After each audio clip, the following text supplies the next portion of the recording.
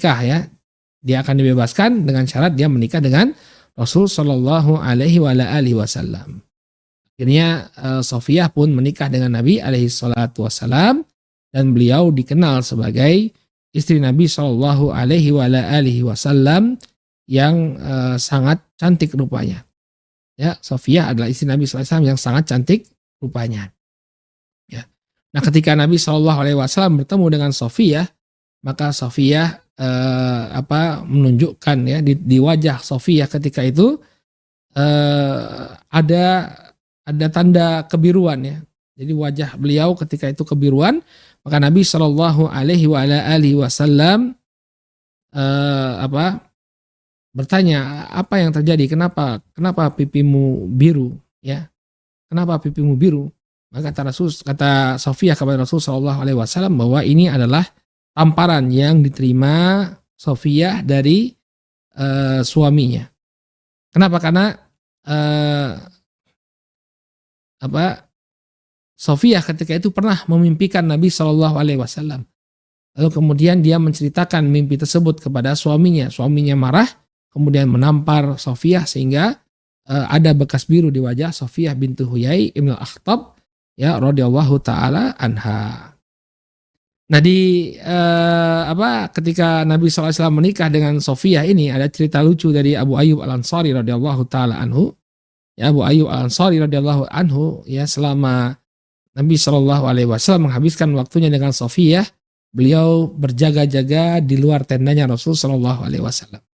Karena rasa sayangnya kepada Nabi Shallallahu Alaihi Wasallam dan kekhawatirannya, ya, karena Sofiyah ini adalah putri dari Huyai bin Akhtab, ya, pemimpinnya orang Yahudi, dan dikemungkinkan bahwa dia memiliki dendam kepada Nabi Alaihi Wasallam. Maka Abu Ayyub Al Ansari radhiyallahu taala anhu ya menjaga malamnya Rasul Shallallahu Alaihi Wasallam bersama istri beliau Sofiyah binti Huyai ibn Akhtab ya radhiyallahu taala anha.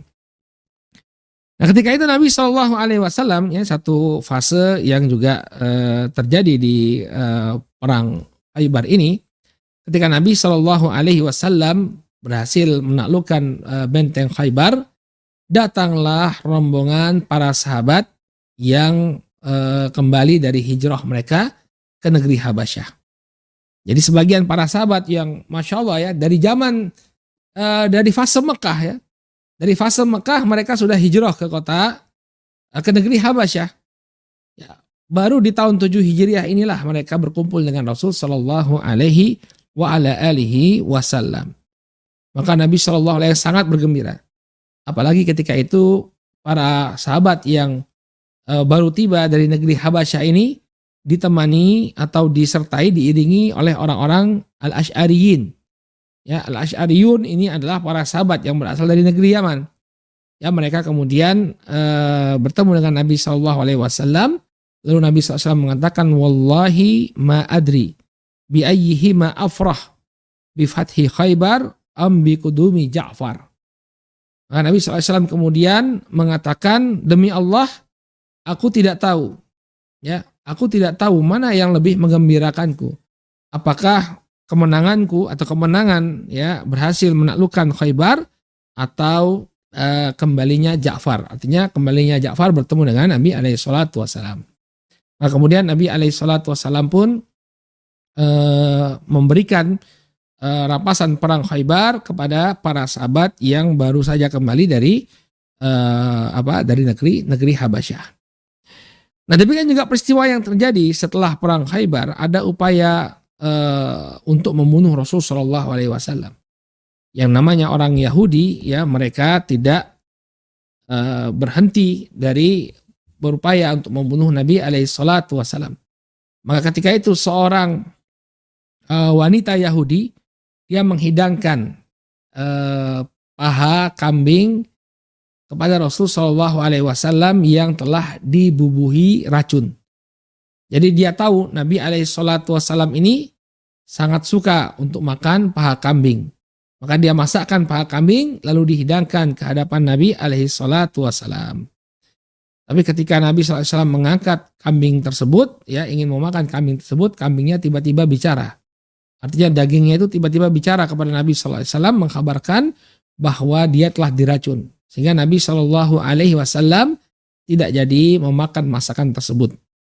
Namun sebagian daging itu sudah dimakan oleh seorang sahabat yang bernama Bishr bin Barra, sehingga dia pun keracunan lalu meninggal dunia.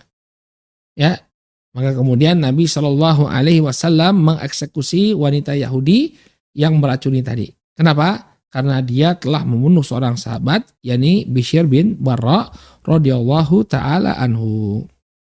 Ya, demikianlah saudaraku kaum muslimin yang dimuliakan oleh Allah Subhanahu wa taala, jalannya perang Khaybar, perang yang demikian demikian penuh dengan usaha Nabi sallallahu alaihi wasallam, karena beliau dan para sahabat ya harus berjibaku menaklukkan satu persatu benteng yang dimiliki oleh orang-orang Yahudi Khaybar.